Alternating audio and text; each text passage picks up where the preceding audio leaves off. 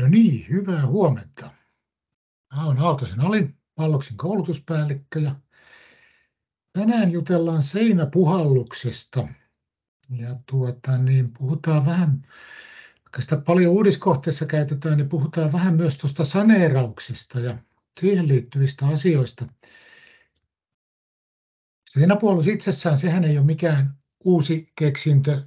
Esimerkiksi Espoon meritorni tuossa vasemmalla, niin se rakennettiin jo 90-luvulla.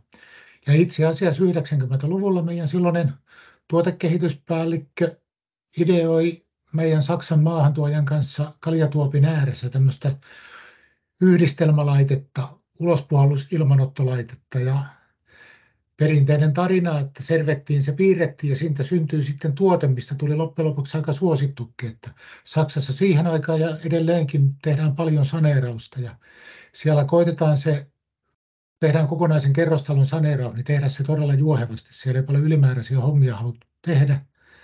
Niin ikään myös sitten se ylimääräisten ilmavaihtokoneiden tai ilmavaihtokanavien asentaminen sinne taloon ei oikein innostanut. Niin siitä syntyi idea tälle seinäpuhallukselle.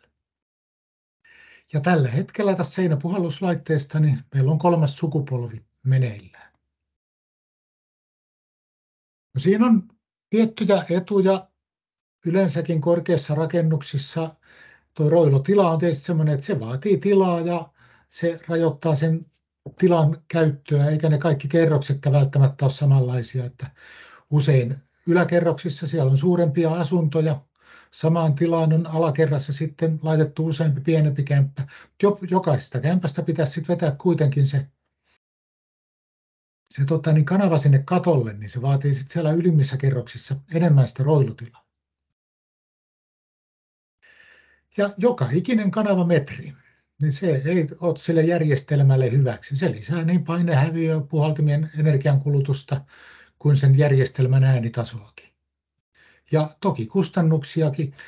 Eihän se suora ilmavaihtokanavahan ei paljon maksa, mutta se pitää eristää, se pitää asentaa, siinä on työkustannuksia, tilakustannuksia ja muita, niin siitä ehkä syntyy suurin osa sen jäteilmakanavan kustannuksista, jos se joudutaan kerrosten läpi sinne katolle viemään.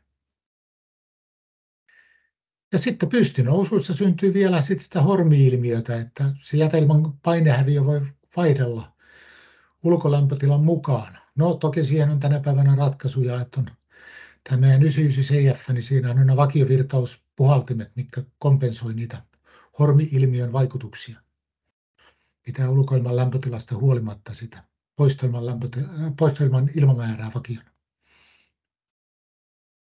No sitten kun mennään pienempiin asuntoihin, puhutaan omakoti- ja rivitaloista, niin kyllähän sielläkin pystynousuissa sitä hormi-ilmiö syntyy. No ne on yleensä matalia, mutta sitten joku puhutaan kolmikerroksista talosta, niin kyllä sielläkin voi alakerran ja se piipun pään etäisyys olla jo yli 10 metriä. Ja sama logiikka pätee siihen, että edelleen jokainen kanavametri lisää niitä painehäviöitä, energiankulutusta, äänitasoa ja niin päin pois. Ja joskus tuntuu, että varsinkin siellä pientalopuolella niin ne kustannuksia katsotaan ehkä vieläkin tarkemmin, että mä en tiedä koetaanko se joku ilmavatokanavan kondenssieristys sitten vaikeaksi. No sehän on tarkkuutta vaativaa työtä, se on ihan totta. Mutta että niitä kustannuksia pyritään usein välttämään viimeiseen asti. Ja tässä on tullut nyt sitten viime aikoina nostanut päätään tämä saneeraus ja nimenomaan se ilmanvaihtokoneen vaihdot. Ja siinä yhteydessä sitten niin kannattaa sen vanhan jäteilmakanavan kondenssieristys tarkastaa, miten se on siellä tehty. Ja kun siellä puhutaan niistä viime vuosituhannen ilmanvaihtokoneista, niin niissähän oli ensinnäkin se pieni ristivirtakenno, minkä hyötysuhde oli siellä 60% kieppeissä. Mutta ennen kaikkea se jäätymisen esto oli tehty ihan eri tavalla kuin tänä päivänä. Siellä mitattiin jäteilman lämpötilaa ja ennen kuin se laski +5 asteeseen, niin melkein siinä kohtaa jo kiivaasti sammutettiin se tulopuhalli, ettei se kenno vaan mene jäähän. Niin se jäteilman lämpötila ei käytännössä koskaan laskenut alle +5. Mutta uudet koneet, paitsi että siellä on paremmalla hyötysuhteella oleva lämmöntalteenottokenno, niin sitä kennoa hyödynnetään ihan toisella tavalla, että se kenno sulatetaan vain tarvittaessa, niin se jäteilman lämpötila voi laskea yli 10 astetta pakkaselle. Siellä on ihan eri olosuhteet siellä jätelmäkanavassa. Niin höyrysulun sisäpuolella oleva eristämätön jäteilmakanava, niin se voi kondensoida tai jopa jäätyä sitä pinnaltaan. Niitä ei välttämättä vanhoissa ilmanvaihtokoneissa ole kondensieristetty lainkaan. Se, että jos siitä koneen päältä kanavat lähtee suoraan sinne ullakolle, niin sehän on pikkuinen pätkä, muutama 10 senttiä kanavaa ja siihen pääsee käsiksi. Niin sen kanavan kondensieeristäminen nyt ei ole temppu eikä mikään. Mutta jos se jäteilmakanava kulkeekin siellä talon rakenteissa esimerkiksi kerrosten läpi, niin silloin se jäteilmakanavan kondensieristys, niin se vaatii rakenteiden avaamista, se vaatii tilaa sille kondensieristykselle ja niin päin pois. Ja sitten siellä voi olla tämän tyyppisiä ratkaisuja myös, että se kulkee jossakin vinossa sisäkatossa se jäteilmakanava lähellä höyrysulkua. Tämäkin on semmoinen sinällään virheellinen asennus, koska ulko- ja jäteilmakanavahan ei koskaan saa sinne yläpohjan eristeeseen upottaa. Mutta niin kauan kuin se jäteilma on ollut siellä yli +5 asteen, niin se voi olla, että ei ole aiheuttanut siellä minkäänlaista haittaa. Mutta uudella koneella tilanne onkin toinen. Se alkaakin se höyrysulku kondensoimaan sieltä sisäpinnalta. Ja ne voi olla sitten, tämmöisen kanavan korjaaminen niin voi edellyttää sitten katon avaamisia ja muita. Toinen vaihtoehto sitten saattaa olla, ja usein järkevämpikin vaihtoehto, on etsiä sille jäteilmakanavalle uusi kulkureitti.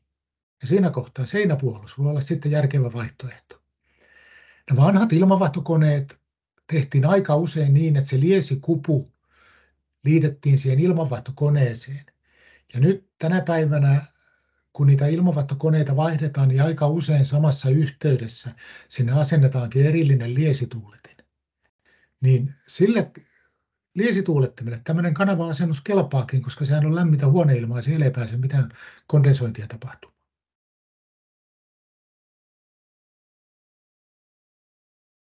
Sitten vähän näistä määräyksistä, mitä siellä puhutaan. Edelleen tänäkin päivänä niin eri paikkakunnilla on vähän erilaisia tulkintoja, eikä nämä määräykset ja ohjeetkaan sitä asiaa kaikilta osin hirveästi auta. Mutta tämä on niin kuin siellä sanottu ihan selkeästi, että asuinhuoneistoista peräisin oleva poistoilma voidaan johtaa ulos rakennuksen seinässä olevan ulospuollusilmalaitteen kautta. Ja sitten vielä siinä lukee, että seuraavin edellytyksin ilman tarkempia selvityksiä, jolla paikkakunnalla aikanaan vaadittiin, en tiedä vaaditaanko edelleen jotain tuulisimulaatiota tai muuta, kun tehdään isompia seinäpuhalluskohteita. Mutta tämä teksti niin kuin edellyttää, jos se tehdään tiettyjen edellytysten mukaan, että mitään ulkopuolisia lausuntoja tai muuta selvityksiä ei enää sitten tarvittaisi. No, yksi edellytys sille on, että se seinäpuhalluslaite täyttää ne tietyt laitevaatimukset. Ne löytyy sieltä Talotekniikka-infon sivulta. No, jos ei nyt välttämättä kaikki halua sitten niihin yksityiskohtiin syventyä, niin tämän voi ohittaa sillä, että kun valitsee sertifioidun seinäpuhalluslaitteen. Sitä sertifikaattiahan ei saa, jos ei se laite täytä kaikkia näitä vaatimuksia, mitä siellä on listattu.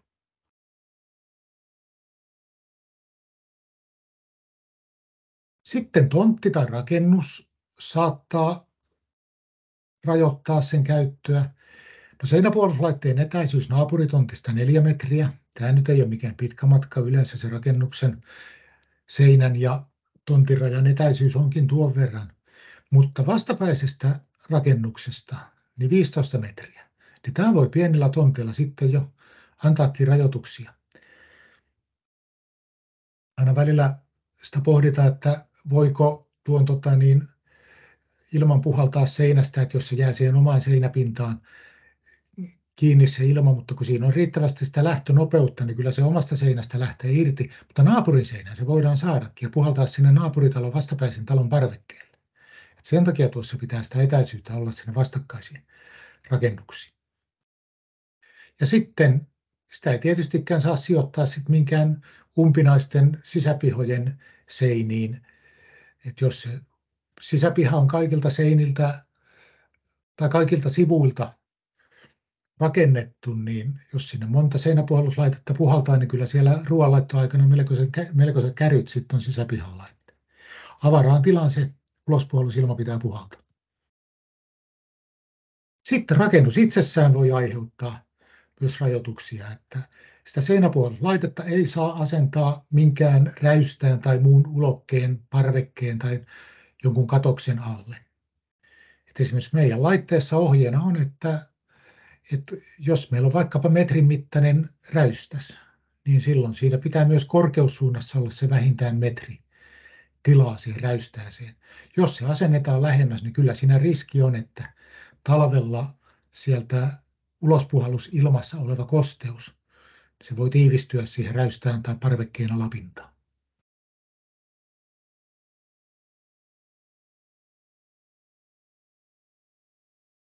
Sitten, tämä on semmoinen tavattoman mielenkiintoinen juttu tällä hetkellä. Siellä Talotekniikka-infon taulukossa 14.3 edellytetään, että etäisyys toisten huoneistojen ulkoilmalaitteista, parvekkeista ja erikseen määritellyistä avattavista ikkunoista vähintään 3 metriä.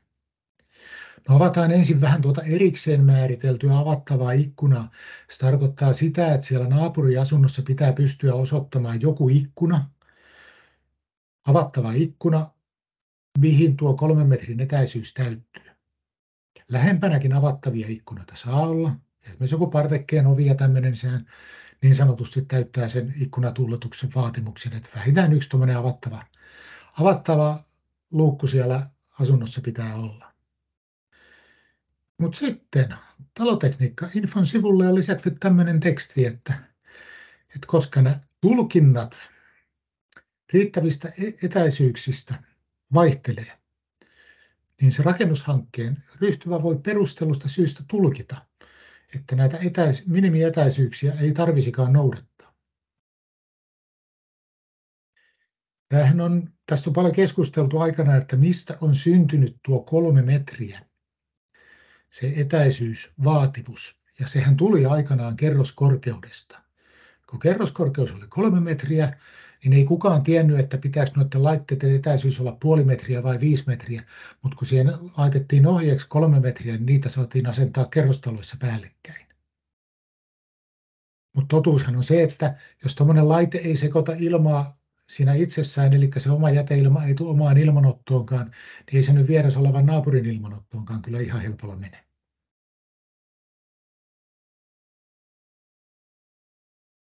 No sitten siellä on tämmöinen äänivaatimus. Oleskelutiloihin, parvekkeisiin, oleskelualueihin, terasseihin sun muihin, niin niissä äänitaso ei saisi ylittää 45 desibeliä. No, sitten siellä on annettu tuommoinen lievennys, että jos sitä ilmanvaihtoa voi asuntokohtaisesti tehostaa, niin nämä äänitasovaatimukset saa ylittyä 10 desibelillä. Mutta joka tapauksessa niin se jäteilmakanavan äänitaso kannattaa selvittää ja pitää selvittää. Siellä on kohtuullisesti ääntä. Täältä Valloksen MySelecta tuotevalintaohjelmasta, sieltähän saa ääniarvot kaikkiin kanaviin. Tulo- ja poistokanavien lisäksi myös ulko- ja jäteilmakanaviin. Tässä on otettu tämmöinen tyypillinen saneerauskone, tämä meidän 125A-malli, noin 40 litraa ilmanvaihtoa. Siellä on 58 desibeliä tuo A-painotettu äänitaso. Eli jos se on lähellä oleskelutilaa, niin kyllä siitä liikaa ääntä tulee. No sitten siellä on myös tuo ulkoilmakanava. Ja sieltäkin sitä ääntä tulee jonkin verran.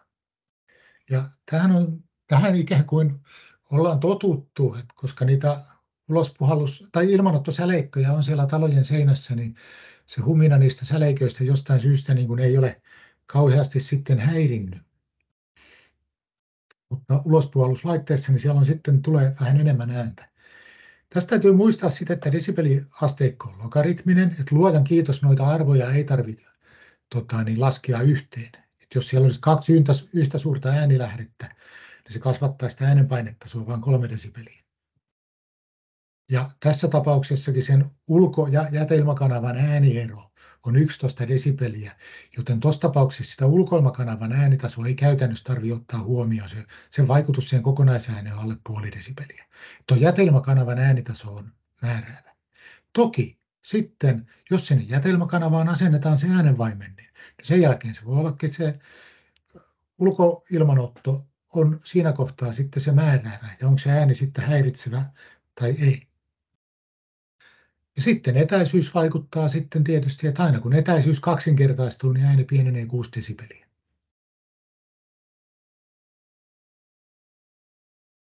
Puhutaan omakotitalojen saneerauksista, koneenvaihdosta, niin siellä on aika usein, ei aina, mutta useinhan siellä on se tilanne, että se ulkoilman otto on yleensä sijoitettu sinne rakennuksen itä- tai pohjoisseinälle. Sen takia, että sieltä saadaan kesähelteelläkin viileämpää ilmaa sisälle. Että sitä ei oikeastaan kuin pakottavissa tilanteissa, niin sitä ei pitäisi asentaa sinne auringon korventamalle eteläseinälle. Ja sitten taas vastaavasti, jos tontin muoto antaa myöden, niin kyllä ne oleskelukuistit pyritään laittamaan sinne etelä- ja länsipuolelle. Ja jos sinne ulkoilmakanavalle tai jätelmäkanavalle aletaan etsiä uutta reittiä ulos sieltä ilmanvaihtokoneelta, niin yleensä luonteva tapa on pistää sen vanhan ilmanottokanavan rinnalle sitten ulospuhalluskanava. Otetaan sieltä seinästä se vanha ulkosäleikki pois ja asennetaan tämmöinen uusi yhdistelmälaite sitten siihen tilalle.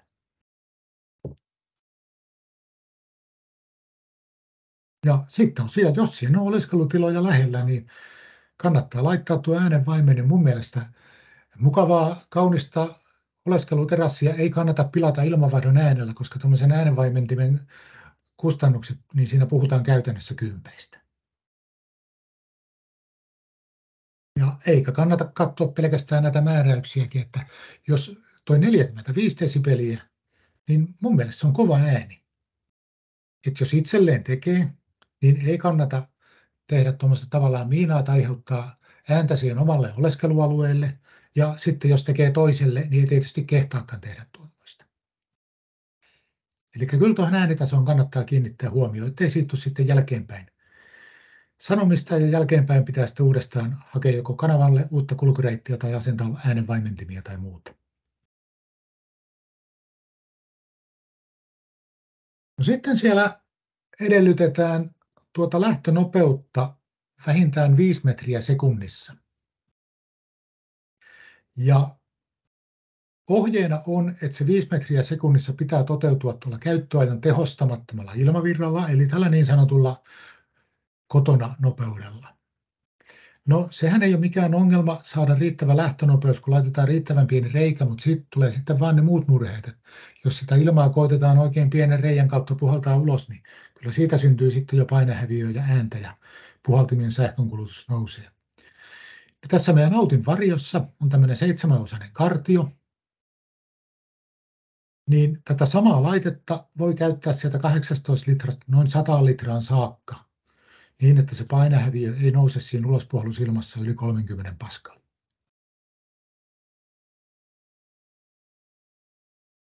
Siellä on jokaiseen kartioon merkitty se numero, millä ilmavirralla se 5 metriä sekunnissa toteutuu. Ja käytännössä aina kun yhden kartion kohdalla se painehäviö alkaa nousta sinne 30 pascalin tuntumaan, niin sen jälkeen meillä on seuraava kartio taas käytössä, millä se 5 metriä sekunnissa täyttyy ja painehäviö pysyy taas kurissa.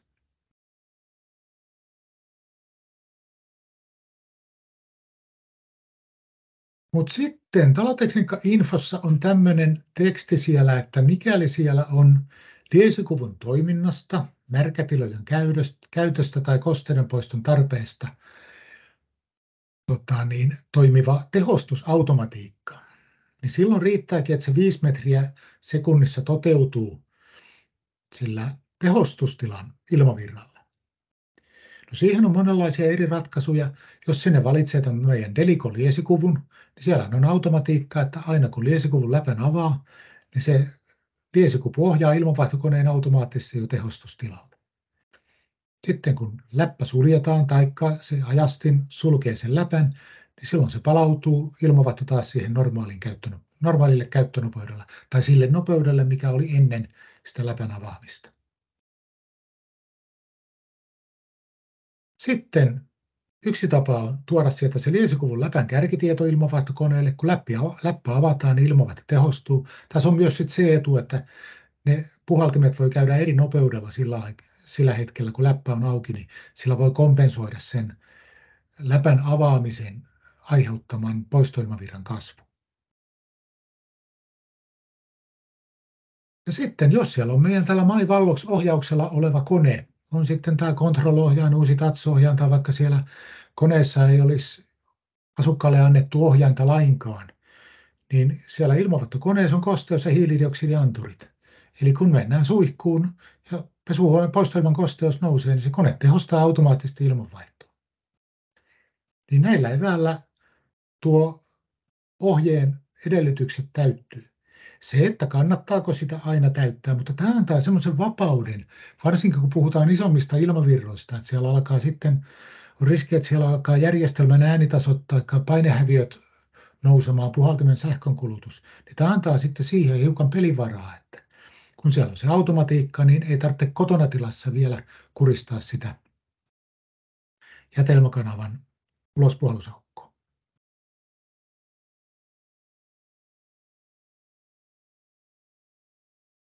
Sekoittumisestahan on puhuttu paljon ja tämä on yksi osa sitä sertifikaattimittausta. Ja tällä Autin laitteella se sekoittuminen sen oman laitteen ilmanottoon, niin se on käytännössä 0%. Ja sallitaan nyt tuommoinen noinkin pieni kuin 0,6.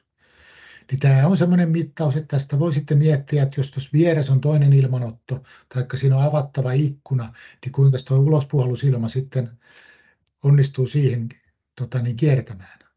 No tuulella kyllä, toki tuuli sitten jo sekoittaakin tuota ilmavirtaa, mutta se on sitten ihan sama tilanne, että puhalletaanko se ilma katolle, taikka on siinä muutaman metrin päässä toinen rakennus, niin se voi sieltä katolta mennä sinne tuulen alapuoleiselle seinälle tai naapurirakennuksen ilmanottoon se jäteilma. Eli tuulien aikaansaamille muutoksille niin ei mahdeta mitään, ne on arvaamattomia. Toki ne simulaatiot totta kai siinä jonkin verran auttaa, mutta kaikkia olosuhteita ei voi simuloida, ja mitä kovempaa tuulee, niin sitä enemmän tuo ulospuhallusilma sekoittuu ulkoilmaan. Ja sitten toisaalta voi sitten kysyä, että onko se ilmavirran sekoittuminen asunnon ulkopuolella jotenkin vaarallisempaa kuin siellä asunnon sisäpuolella. Että voiko esimerkiksi vessasta tulla käytön jälkeen saman tien ulos, voiko keittiössä kun laitetaan ruokaa, niin saako sieltä kävellä olohuoneen puolelle ja vetää sen ilmapatjan perässään. Missä on sen ilmapatja, missä on tietysti niitä herkullisia ruoanlaiton tuoksuja. Kyllä sitä sekoittumista tapahtuu siellä asunnon sisälläkin.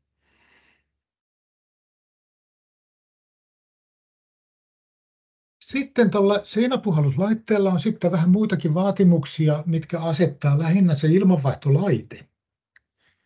Ja niin kuin aikaisemminkin oli puhetta, niin se ulospuhallusilman lämpötila voi olla yli 10 astetta pakkasella.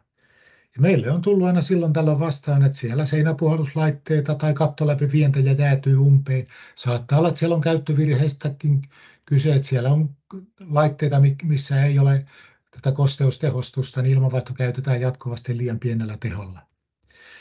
Mutta tämä Autin varjo on suunniteltu sillä tavalla, että kaikki osat, mitkä on suoraan sen ulospuhallusilman kanssa tekemisissä, on ikään kuin tuolla seinärakenteen sisällä. Eli se ulospuhallusilma ei ole kosketuksessa näiden kaikkien kylmimpien osien kanssa. Ja tämä on nyt sellainen laite, että ainakaan mun korviin ei ole vielä yhtään jäätymistapausta kantautunut.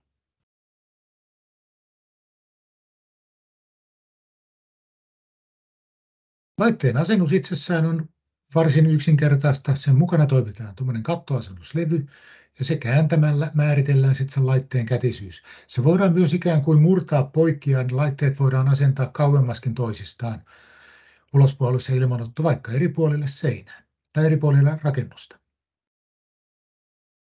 Sitten ilmanottosäleikkä kiinnitetään siihen asennuslevyn siihen suurempaan osaan, ja pienempään osaan tulee sitten tämä ulospuhallusosan runko. Sitten otetaan se kartionippu, Ja siellä on jokaiseen kartioon on merkitty se minimi-ilmavirta, jolla se lähtönopeus 5 metriä sekunnissa täyttyy. Ja sitten kun me tiedetään se mitoitusilmavirta, niin otetaan sieltä näitä suurempia kartioita pois, kunnes löytyy semmoinen kartio, mikä täyttää sen minimi-ilmavirran vaatimuksen, ja se kiinnitetään tuohon ulospuhallusripille.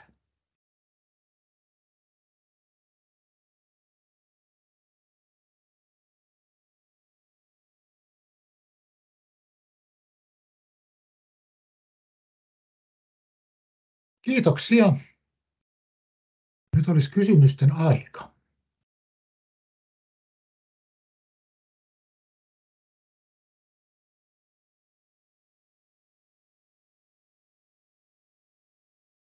Jos ei kysymyksiä tule, niin minä kiitän ajastanne ja toivottelen, onko tämä nyt sitten vielä hyvää syksyä vai alkutalvea, mitä pohjoisempana Ollannista talvisempaa taitaa tällä hetkellä olla. Kiitoksia.